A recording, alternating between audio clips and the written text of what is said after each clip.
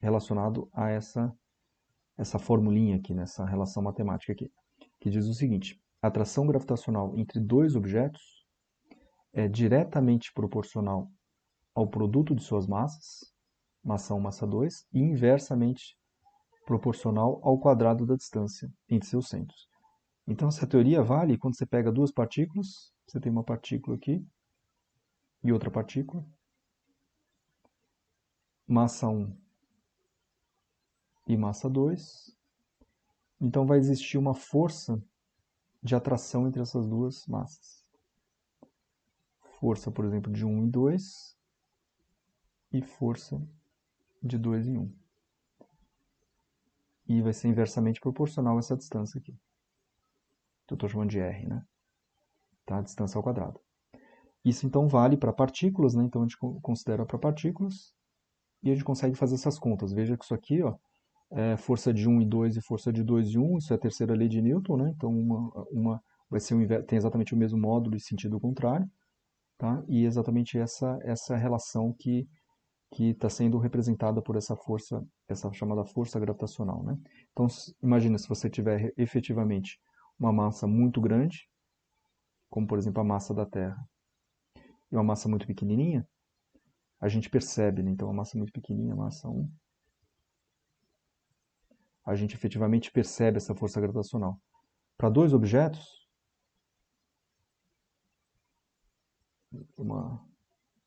dois talheres aqui, né?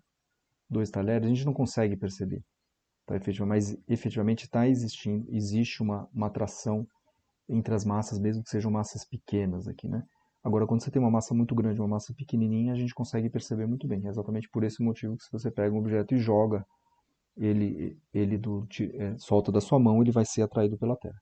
Tá? Então essa é a chamada força gravitacional, né? Alguns pontos importantes aqui, né? Perceba que tem esse G aqui é chamado de constante da gravitação universal, 6,67 vezes 10 a menos 11 newtons por metro quadrado por quilograma quadrado, tá? E a forma que ele foi obtido, né? Então é uma constante que ela é obtida experimentalmente, é uma constante que até hoje não se consegue ter um valor fechado, né? Muito bem definido. Ainda são feitos experimentos para melhorar esse valor dessa constante, essa constante gravitacional, tá? Um último experimento que foi feito então um aparato bastante complicado com, com lasers para conseguir medir exatamente essa interação, mas basicamente a ideia que foi feita por um experimento chamado experimento de Cavendish, que foi o cientista que fez esse experimento, é o seguinte: eles colocaram duas massas, né? Duas massinhas aqui, num pêndulo de torção, tá? Exatamente aquele exemplo lá do começo das aulas sobre o pêndulo de torção. Foi colocado um pêndulo de torção e colocaram uma outra massa para se aproximar, tá? E devido a essa aproximação, esse pêndulo ele vai oscilar um pouco, ele vai se movimentar um pouco. E através dessa movimentação se conseguiu conseguiu fazer essa medida dessa constante gravitacional. Tá? Então, é um experimento que precisa de bastante cuidado para ser feito, mas ele até hoje é feito experimentos para tentar melhorar essa constante gravitacional, né? Então, isso é uma medida que é feita experimentalmente, né? E com essa medida também a gente consegue obter alguns outros valores aqui, principalmente a massa da Terra. Você fala, beleza, a gente pode calcular a força gravitacional. Força gravitacional é igual a G, massa da Terra, a massa de um objeto e o raio da Terra, por exemplo. Mas como é que a gente mede efetivamente a massa da Terra, tá? Então isso eu coloco como uma pergunta para vocês responderem no Moodle. Como é que foi feito a primeira vez a medida da massa da Terra? As medidas confiáveis, claro, né? E, por exemplo, também como é medido o raio da Terra, né? Como é que é medido o raio da Terra, da Terra? E aí também, puxando a ideia, como é que é medida a massa da Lua e a massa do Sol, como é que é feita essa medida de massa da Lua e massa do Sol, e os raios, tanto da Lua quanto do Sol. Tá? Então, perguntas para vocês pesquisarem e colocarem ali no Moodle. É interessante colocar no Moodle que vai ser mais fácil eu pontuar vocês, tá? E outras perguntas aqui, como é que foi medido pela primeira vez, como é que é feita a medida da distância da Terra para o Sol e da Terra para a Lua. Tá? Então, outros pontos para pesquisar mesmo, coloquem no Moodle lá como como ponto de participação ali, tá? Bom, muito bem. Essa força gravitacional, ela é válida, essa relação ela é válida quando você pensa em massas pontuais. Mas a maior parte dos sistemas são corpos macroscópicos, né? São chamados corpos macroscópicos. Então a ideia que Newton teve foi o seguinte: ele usou um teorema chamado de teorema das cascas de Newton, que é o seguinte: uma casca esférica homogênea, como por exemplo aqui, vamos dizer que eu tenho uma casca esférica homogênea de massa m, atrai uma partícula que se encontra fora dessa casca, então uma partícula que se encontra fora dessa casca, como se toda a massa estivesse concentrada no centro, ou seja, concentrada no centro de massa. Tá? Então a gente pode aplicar efetivamente essa relação para um objeto macroscópico, imaginando então que se eu tivesse uma casca com uma massa m e raio r, seria equivalente eu calcular então essa força através dessa massa m1, colocar a massa m1 com a massa m2, simplesmente pensando então que esse objeto então tem toda a massa concentrada no seu centro de massa. Tá? Essa distância é aqui. E o mesmo vale se você tiver então objetos homogêneos, né? Então exatamente não necessariamente só uma casca esférica, mas você tem um objeto completamente homogêneo. Tá? Então para calcular então essa força gravitacional, você tem que calcular a distância dessa massa 1 para o centro de massa no caso, né? Nesse caso que é uma esfera, né? Então centro de massa exatamente no centro dessa massa m2. Calcular então massa 1, para calcular a força da gravidade vai ser massa 1 vezes massa 2, dividido pela distância da massa 1 até o centro dessa massa 2. Tá? Então aí efetivamente a gente consegue calcular para corpos macroscópicos. Tá? Qual que é a ideia? Por que é chamado de teorema das cascas? Porque imagine que você tem uma casca. O que é um corpo homogêneo? Você tem uma casca, você tem uma segunda casca, você tem uma terceira casca, uma quarta casca, e aí, somando todas as cascas infinitesimais, você tem efetivamente um corpo homogêneo. Seria mais ou menos essa a ideia, tá? Então a gente vai calcular, vamos poder utilizar essa relação mesmo para objetos macroscópicos, como por exemplo a Terra, a Lua, Saturno e assim por diante, né? Então, alguns fatos assim, só para terminar essa parte de curiosidade, né? A força gravitacional ela é apenas atrativa, tá? Você tem apenas o que se sabe até hoje é que essa força é simplesmente atrativa, né? Então, por isso que aqui está sendo colocado na forma de módulo, né? Módulo da força, mas efetivamente a gente, em geral, em alguns livros a gente coloca o vetor força gravitacional, que é menos g m1 m2 r2, tá? Então é negativo porque existe uma força de atração entre as partículas, né? Então imagina que eu tenho o eixo R aqui, ou X, vou colocar X mesmo, X ou R igual a R, né? Eu tenho uma massa 1 e uma massa 2. Então, em relação a esses eixos, eu vejo que é uma força 1 em relação a 2, força 2 em relação a 1.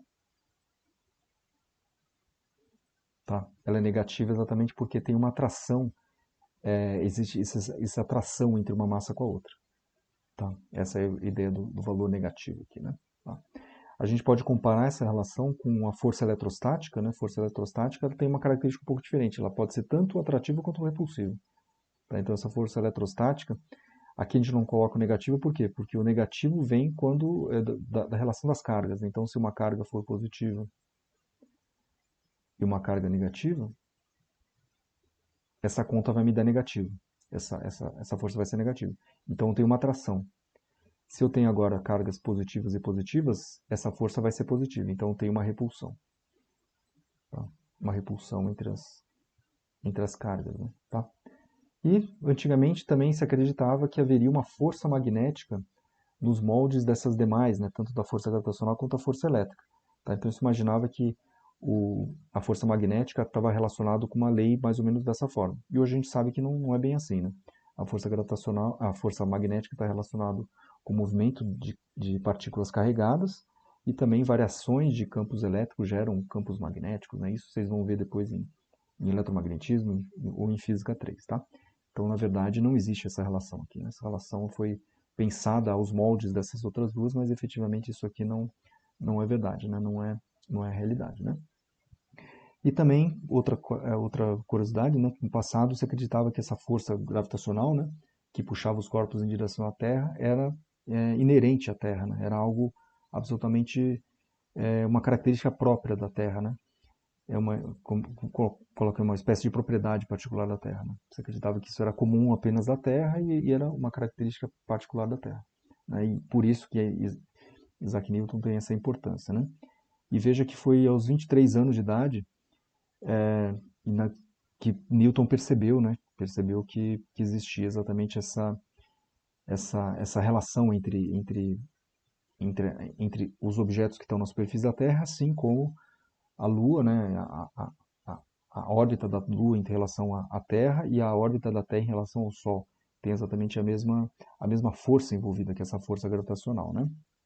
E um último ponto aqui, só também por curiosidade, que acho que vocês devem ter visto, né, quando começou a história da quarentena, foi exatamente numa quarentena da peste negra que Newton ele revolucionou então a física com o desenvolvimento então não só da lei da gravitação, mas também das chamadas, hoje a gente chama das leis de Newton, entre outras descobertas, outros desenvolvimentos que ele fez na matemática também. Então, o Newton é considerado não só um físico, mas um matemático, né? Então, ele trabalhou tanto na física quanto na matemática, e esses desenvolvimentos ele fez exatamente na época da quarentena, né? Então, também como uma curiosidade para vocês, né? Então, como eu falei aqui, né? Toda vez que a gente calcula então a força gravitacional, a gente vai ter que levar em conta que os objetos eles são macroscópicos, tá? E se você pensar no movimento da Lua em relação à Terra, a gente sempre pensa que a Terra está parada e a Lua que está girando em torno da gente. Mas efetivamente, o que tá acontecendo é que tanto a Lua quanto a Terra estão girando em torno do centro de massa do sistema Terra-Lua aqui, né? Pensando só Terra-Lua, não estamos pensando em Sol, nada disso. Tá? Mas simplesmente você pensar no movimento Terra-Lua, tudo gira em torno do centro de massa especificamente.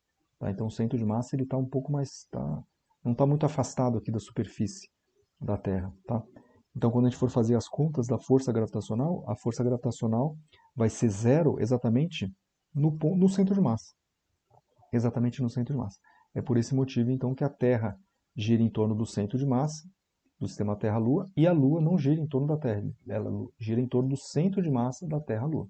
Para que essa imagem aqui, dessa imagem de simulação, mostra de forma bem clara, né? A gente não percebe isso porque a gente está na Terra, né? Então a gente efetivamente não consegue perceber. Então a gente consegue perceber esse efeito de objetos que estão distantes da gente, né? Então veja, aqui é uma imagem, né? De Plutão e um satélite dele que chama Caronte. Então veja que Plutão ele está girando em torno do centro de massa. Então veja esse maisinho que seria o centro de massa do sistema Plutão-Caronte. Tá? Veja que agora o centro de massa ele não está no planeta, ele está afastado do planeta, porque a relação das massas de Plutão e Caronte eles são um pouco mais semelhantes do que a Terra-Lua, e o movimento é em relação ao centro de massa. É como se o centro de massa estivesse parado mesmo, a somatória das forças aqui nesse ponto é exatamente igual a zero, e Plutão gira em torno do centro de massa, assim como o Caronte gira em torno do centro de massa. Então isso é bem interessante, né? E é importante para resolver os exercícios também. Tá? Onde isso vai aparecer? Por exemplo, exercício 57. Exercício normalmente eu peço em prova. Tá? Então, no sistema binário, as duas estrelas têm massas iguais ao Sol e giram em torno do centro de massa. Tá? Então, você tem duas estrelas enormes e essas duas estrelas elas vão girar em torno do centro de massa. Tá? Do centro de massa. Então, na hora que vocês forem calcular a, a força gravitacional, vocês vão ter que calcular em relação ao centro de massa e não em relação a um centro específico. Tá? Então isso vai ser importante para exercícios mais para o final do capítulo. Tá? E aqui também a mesma coisa, outra informação importante para vocês já terem em mente também, quando a gente calcula essa relação, a gente sempre calcula em relação aos centros, e quando a gente fizer um cálculo da Terra, um cálculo da força gravitacional que um satélite está sentindo em relação à Terra, a gente não vai simplesmente calcular a distância da superfície até o satélite, a gente vai ter que considerar em relação ao centro, né? Tá? Então veja que eu estou chamando bastante atenção isso porque são erros muito comuns na prova. Tá? Então a gente sempre vai ter que lembrar que vai ter que somar a distância a distância do raio da Terra, como eu coloquei aqui, raio da Terra, mais altitude aqui, né? Mais altitude. Tá? E aí sim fazer a conta, aplicar a lei da gravitação, a gravitação aqui de Newton. Tá? São pontos importantes aí para não errar nos exercícios. Um último ponto importante também, que é o seguinte, aqui tem a gente pode colocar uma referência, né? Pode colocar uma referência em relação a massa 1, massa 2, aqui eu estou colocando referência na massa 1, tá? Que eu estou chamando de zero, e aqui tem a nossa referência. Tá? Então, como eu falei, por isso que a gente considera a força gravitacional como negativa. Né? Então aqui é mais fácil perceber no caso da Terra, na verdade. Né? Então eu coloco zero aqui no centro da Terra. Tá? Então a força gravitacional que esse satélite está sentindo tá contrária então à minha referência. Então essa força gravitacional vai ser negativa. Né? Então eu coloco menos força gravitacional, a massa do satélite, massa da Terra, dividido pela distância total, né? Vezes um versor R. Tá? Isso vai ser importante também quando a gente calcular a energia potencial. Estou chamando bastante atenção disso porque o Hardy, no começo do livro, ele simplesmente coloca o módulo, né? O módulo da força gravitacional, que é G, M1, M2, R2. Aí depois, mais para frente, aparece essa forma vetorial aqui, então pode ser um pouco confuso. Então, por isso que desde o começo eu acho mais interessante já falar que é um vetor, efetivamente, e esse vetor ele vai aparecer um sinal negativo aqui por causa da referência que a gente está adotando. Tá? Bom, vamos fazer uma primeira continha aqui, bem simples, né? bem tranquila aqui, para saber onde é que a gente aplica isso, né? Como é que a gente faz essas aplicações. Então vamos calcular essa força gravitacional que uma maçã está sentindo por estar na superfície da Terra. Né? Então tem uma maçã, vamos dizer uma maçã de massa 200 gramas aqui, 200 gramas, e a gente sabe que essa maçã vai ser atraída para a Terra, né? Para o centro da Terra. Tá?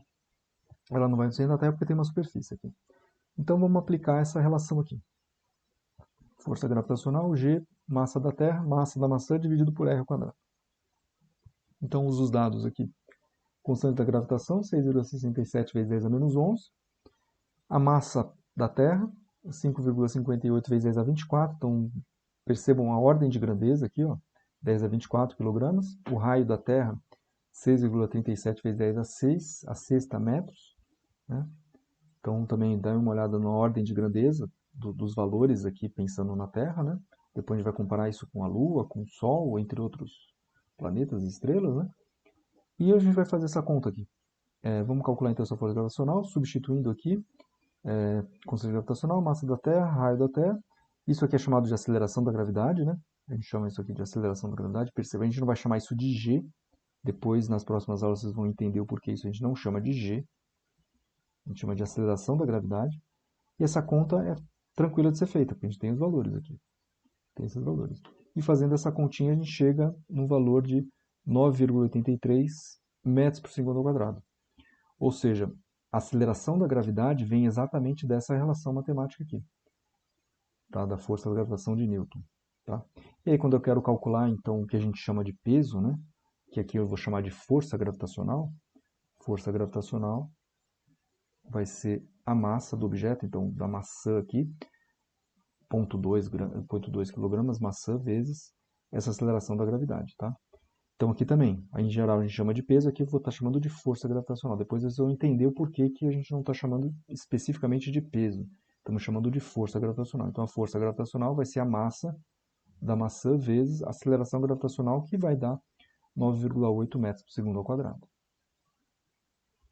Aqui só uma simulação para vocês darem uma olhada, eu vou colocar depois no link também do vídeo. É bem interessante essa simulação aqui. O próprio PET Colorado tem umas simulações bem interessantes também sobre gravitação. E tem jogos que mostram como é que funciona essa força gravitacional, bem interessante de ser feito. Mesmo o pessoal da computação pode fazer uma simulaçãozinha simples para dois objetos, né, 2 ou 3 objetos.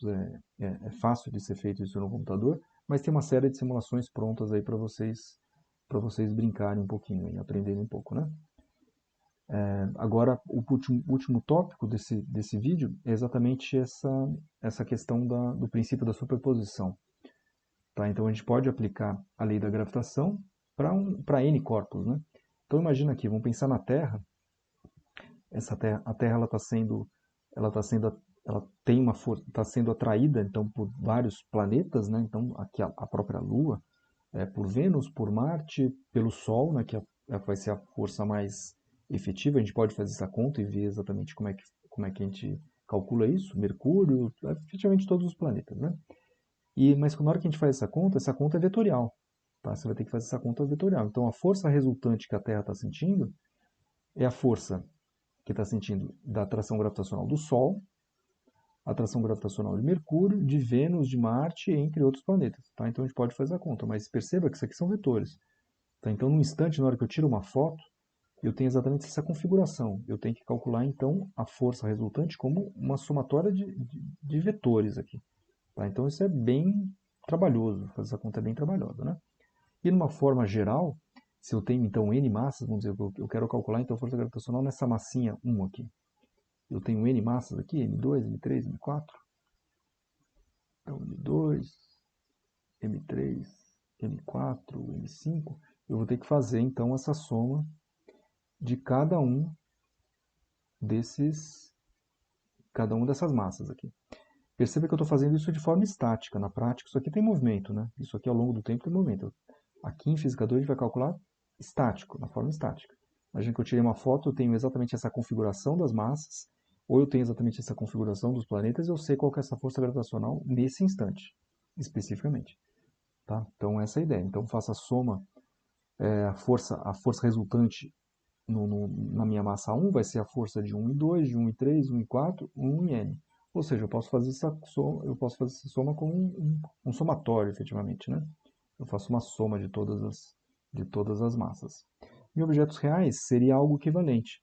Então, imagina que eu tenho esse objeto 1, eu quero saber qual que é a força gravitacional que eu estou sentindo em relação a essa massa aqui complicada, n. Eu posso discretizar, então, essa massa em n partículazinhas, né? Pequenininhas aqui. Tá? Quando para n tem n infinito, né? Então tem uma quantidade muito grande de átomos, de partículas aqui, para n tem n infinito. Então como é que seria a soma então dessa força resultante? Seria desse vetor resultante, força 1 vai ser uma integral de cada força infinitesimal aqui. Então eu teria que calcular essa força aqui, para essa força aqui, para essa força aqui, para essa força aqui. Tá? E seria equivalente a pensar que eu tenho a força gravitacional, seria G m1 dividido por r ao quadrado para cada uma das partículas para quantidades infinitesimais de massa. Né? Então eu faço essa discretização aqui e calculo para cada massa de forma discreta. Né? Tá? Então é possível calcular então para objetos reais através dessa integral. Se o objeto tiver uma dimensão bem conhecida, ou mesmo se eu calcular o centro de massa, eu calculo simplesmente em relação ao centro de massa. Tá? Então é importante calcular isso através do centro de massa, que vai ser muito mais fácil do que fazer exatamente essa integral. Tá? Então, na próxima aula, a gente vai fazer alguns testes e alguns exercícios. É isso aí.